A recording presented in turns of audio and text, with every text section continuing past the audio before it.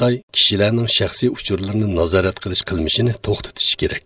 Birlashgan Millatlar Tashkiloti Kishilik huquq komitetining Xitoy kishilik huquq ishlarining mas'ul noziri Sofi Richardson Xitoy uzundan beri zo'r miqdorda kishilarning shaxsiy uchurlarini yig'ayotgan bo'lib, navbatda mazkur uchurlarni tahlil qilish orqali unumli holda kishilarning salohiyatini bekitish texnikasini ishlatishga boshlaganligi ma'lum bo'ldi.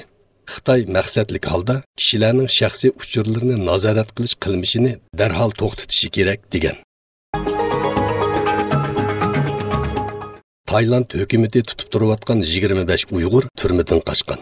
20 noyabr Savdo ishlari radiosi Tiz xabarlar to'g'ri bergan xabarda ma'lum bo'lishicha, Tayland turmasida yetayotgan Uyg'urlar ichidan 25 kishi kamir temini teshib chiqib, yotgan kirligi orqali tomdan yamishib tushib kechib ketgan. Ularning ichidan 5 kishi tutilib qolgan. 20 kishining qaysi tarafga qochganligi noma'lum bo'lganlikdan Tayland soqchilari chegara rayon tekshirishini kuchaytgan. Sharqiy Turkiston O'limalar birligi bosh ministr maslahatchisini ziyorat qilgan. Sharqiy Turkiston O'limalar birligidan tashkillangan bir hay'at Turkiya bosh ministrining O'rta Sharq bosh maslahatchisi, Turkiya musulmon olimlar birligining ijroiya hay'at a'zosi, ta'lim-tarbiya va hamkorlik vaqti raisi doktor Umar Faruq Qo'rqmazni ziyorat qilgan. Ziyorat jarayonida Sharqiy Turkiston O'limalar birligini to'nishtirish bilan birga Sharqiy Turkistonning hozirgi vaziyati haqida qisqacha ma'lumot bergan. Beijingning Daxing rayonida yuz bergan o't ofatida 19 kishining o'lganligi va 8 kishining yarada bo'lganligi bildirildi. O't ketish vaqasining yuz berishida javobgarligi bor deb qaralgan bir qancha kishi soqchilar tomonidan nazoratga olingan. Xitoy BDTning Suriya haqidagi qaroriga betaraf pozitsiya tutdi.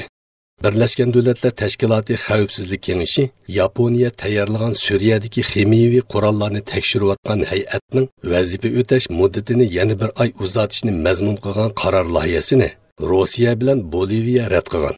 Xitoy betaraf pozitsiya tutgan. Angliyada bosh yog'liqi masalasi talash-tortish qilinmoqda. Tekshiruvchilarning natijasiga asoslanganda Angliyada davlatga tava 800 boshlang'ich maktab bo'lib, 18% degidek maktab formasi orasida yog'liq chigishga o'rin berilgan.